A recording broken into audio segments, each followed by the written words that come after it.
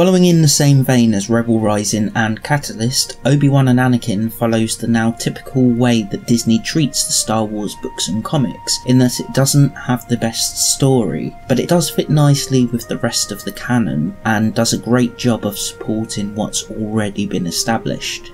Obi-Wan and Anakin is one of the few pieces of media Disney have released that takes place before Attack of the Clones, and to be honest, it's a welcome addition. Even before Disney got their hands on the Star Wars franchise, there were only 3 books set in the time between The Phantom Menace and Attack of the Clones, those being Rogue Planet, Outbound Flight, and The Approaching Storm. And there were the Republic comics, which would eventually be renamed to Clone Wars.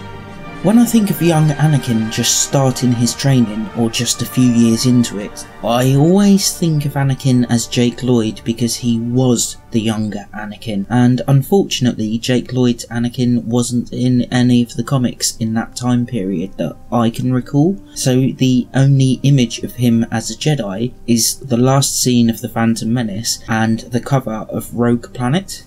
Obi-Wan and Anakin effectively replaces Rogue Planet, and it's a shame because we get Hayden Christensen's Anakin rather than Jake Lloyd's. Obi-Wan and Anakin explores the relationship between the two, giving particular focus to how Obi-Wan feels he's faring as he still tries to settle into his new role as Anakin's master. It's interesting to watch Obi-Wan try to cope, and seeing him talk to Yoda about the best way to deal with someone who's both headstrong and strong in the Force.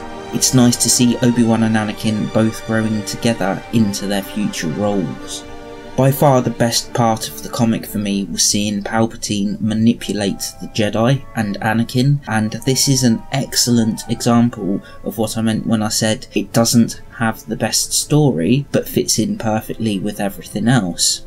The stuff set in the present was just kind of boring, to be honest, but the flashbacks are so interesting because they show exactly how Palpatine managed to give Anakin his own private lessons. It's something I've wondered about since seeing Revenge of the Sith, and as far as I know, it's never been addressed in Legends, so I've never really understood how he managed it, especially considering the fact that the Jedi Order doesn't take kindly to outside influence in their affairs, but that is explained here.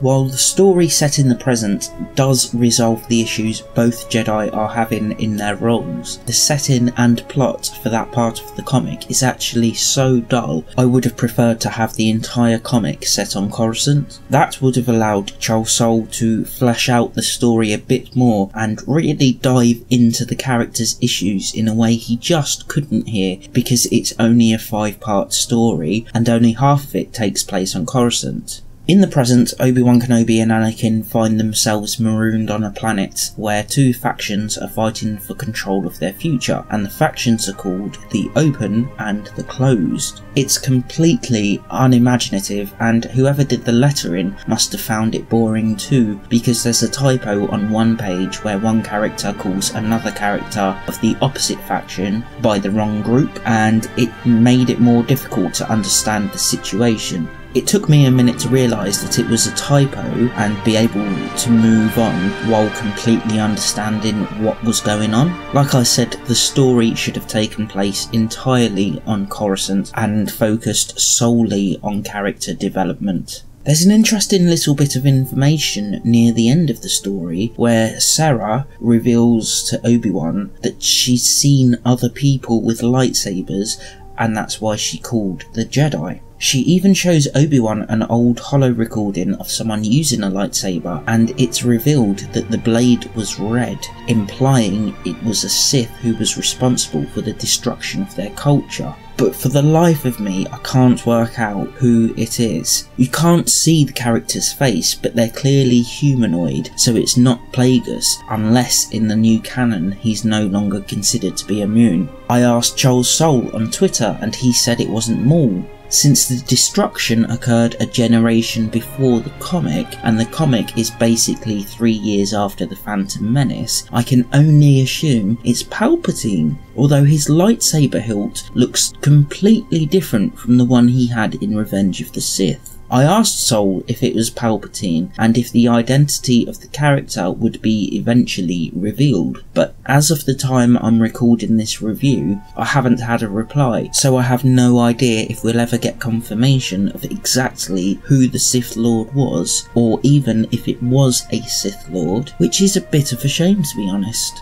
The art for Obi-Wan and Anakin was done by Mark Cicchetto and Andre Mossa, who also did the art for Shattered Empire, and boy can you tell it's the same guys. I feel like Cicchetto's lines were better in Obi-Wan and Anakin than they were in Shattered Empire, but you can tell Mossa did the colouring because he's used the same digital effects that are liked in Shattered Empire, but I do think he's overdone it a bit here. In Shattered Empire, he used digital effects to enhance a scene, adding teal to space, orange for the fight in the desert, a cool blue to very clinical spaces like the interior of a ship or inside any Imperial facility, giving all of them a very cinematic feel. With Obi-Wan and Anakin though, I could have done with a bit less of it when the characters were outside, as it caused the artwork to be very blurry. It makes sense because on a windy, snowy planet, vision would be impaired, but if he'd just dialed it back a bit, I would have appreciated it. There's one particular scene though, where I feel Cicchetto had a complete lack of inspiration and imagination. There's quite a few images of the post-apocalyptic city, and far too often they're depicted as New York. So many of the buildings are drawn just as a normal skyscraper looks, and on one page you can even see the Empire State Building, and it just feels so incredibly lazy. To have the opportunity to work on a Star Wars comic and draw New York instead of some sci-fi city is just so wrong. Not only that, but inside one of the buildings there's a sort of storage facility, and that facility has a lot of Earth-based designs. The tables look like normal tables that you would find on Earth. There's filing cabinets that are identical to the ones we have, and there's even big brown cardboard boxes people use for moving. Plus there's the kind of cardboard boxes you see a lot in films when people get fired or quit from offices. The ones that look like comic storage boxes, only not as long and a touch wider. They even have the lids and the holes in the same place that we have them. Even the way the computer monitors are mounted to the desks is identical to the Visa mounts you can buy today that clamp onto the edge of the table and then hold the monitor. At one point there's even a kind of low-tech town with the windmills, and they're just normal windmills in a normal town you might find here on Earth. But Cicchetto has added light strips to everything to make it look like sci-fi, and it didn't work at all. It felt lazy. It was obvious that he didn't care when he was working on those pages, and it really detracted from the whole experience for me because there was nothing sci-fi about it, and it was so unimmersive.